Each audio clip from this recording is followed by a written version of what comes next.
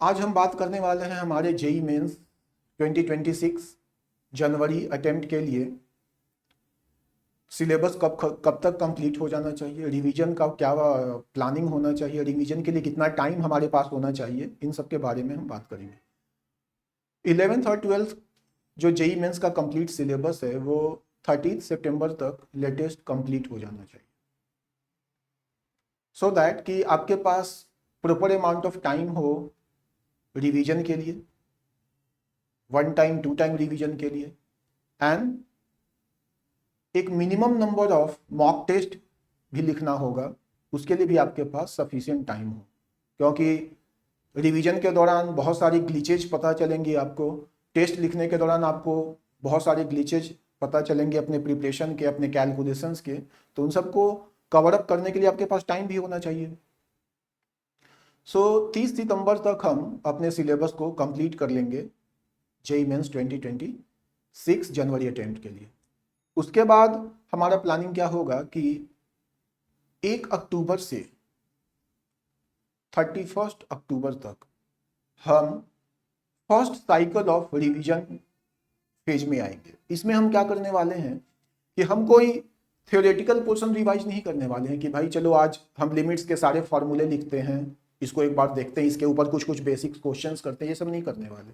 चलो कुछ पहले इंटीग्रेशंस के बेसिक क्वेश्चंस कर लेते हैं, ऐसा कुछ नहीं करने वाले हैं। हम क्या करेंगे कि मान के चलिए कि 30 सितंबर तक हमारा सिलेबस कंप्लीट हो गया, तो 1 अक्टूबर को जो क्लास होगी उसमें मैं एक 20 क्वेश्चंस के सीट्स के साथ, एक 20 क्वेश्चन के सीट के साथ क्लास में आऊंगा और उस सीट को हम क्लास में सॉल्व करेंगे। 10 क्वेश्चन 11th के सिलेबस से होंगे, 10 क्वेश्चन 12th के सिलेबस से होंगे, कोई पार्ट सिलेबस नहीं होगा। I am talking about the entire syllabus of class 11th and class 12th, कोई पार्ट सिलेबस नहीं होगा। उन क्वेश्चंस को सॉल्व करने के दौरान ऑब्वियस सी बात है कि 11th का पोर्शन है, आप कई सारे क्वेश्चंस में स्टक हो जाइएगा, समझ में नहीं आएगा, तो उसको हम क्लास में ही डिस्कस करेंगे। उसके रिगार्डिंग अगर कोई कॉन्सेप्चुअल लैग है तो उसको क्लास में या तो लिख के या डिस्कस करके हम उसको लैग को फिल करेंगे। और ये प्रोग्राम चलता रहेगा, ये सिस्टम हमारा चलता रहेगा हर एक अल्टरनेट डे पे, ठीक है।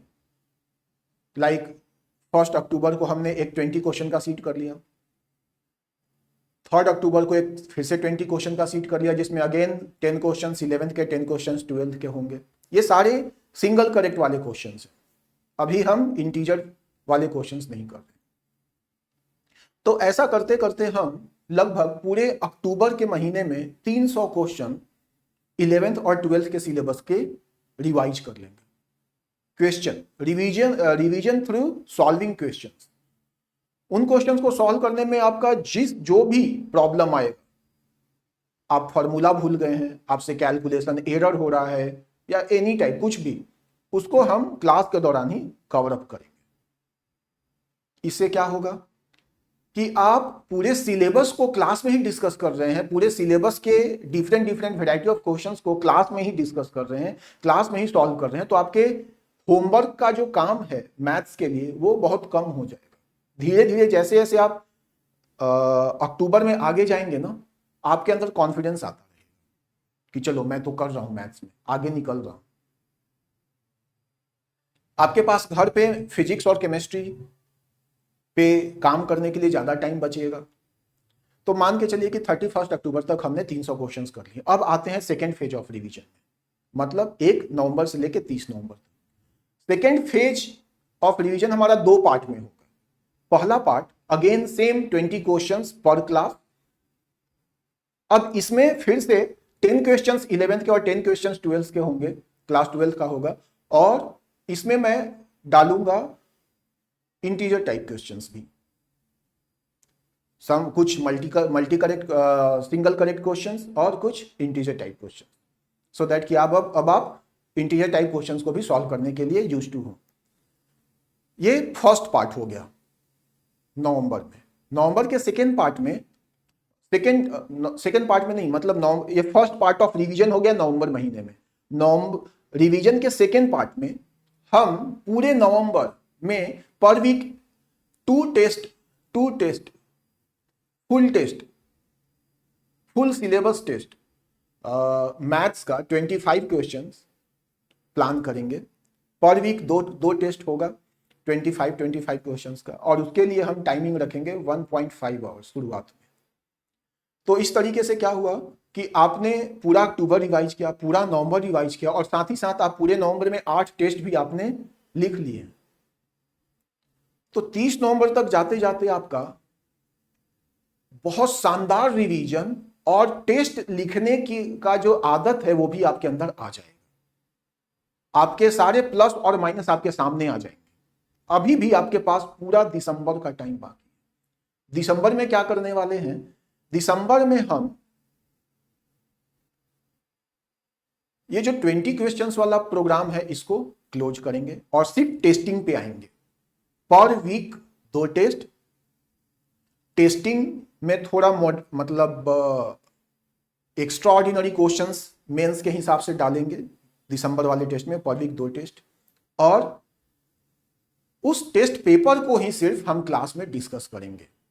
हमारा टेक्निक कि इस क्वेश्चन में हमने ज्यादा टाइम लगाया, इस क्वेश्चन को सिलेक्ट नहीं करना था, इसके जगह पे हमें दूसरे क्वेश्चन को सिलेक्ट करना था, मतलब पेपर को कैसे हैंडल करना है उस 1 घंटा या सवा घंटा के टाइम में, उसके ऊपर भी वर्क करेंगे। मतलब selection and rejection of questions, timing कितना अलॉट करना है, सारी चीजें। ऐसा करते करते हमारा दिसंबर कंप्लीट हो जाएगा और आप 1 जनवरी 2026 को इतने कॉन्फिडेंस के साथ आएंगे कि भाई मैं जेईई मेंस में तो 99 परसेंटाइल मिनिमम साइड स्कोर करने वाला हूं मैथ। ये है हमारा रिवीजन प्रोग्राम, और आपका भी ऐसा ही होना चाहिए। अगर ऐसा नहीं है तो आप रिवीजन प्रोग्राम के, आपका रिवीजन प्रोग्राम इंप्रूवमेंट चाहिए उसमें, ठीक है? यही होना चाहिए, यही रियलिस्टिक तरीका है।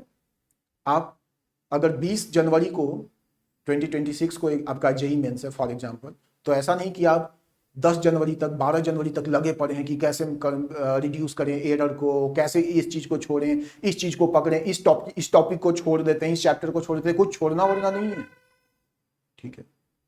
तो ये है हमारा आइडिया। Thank you.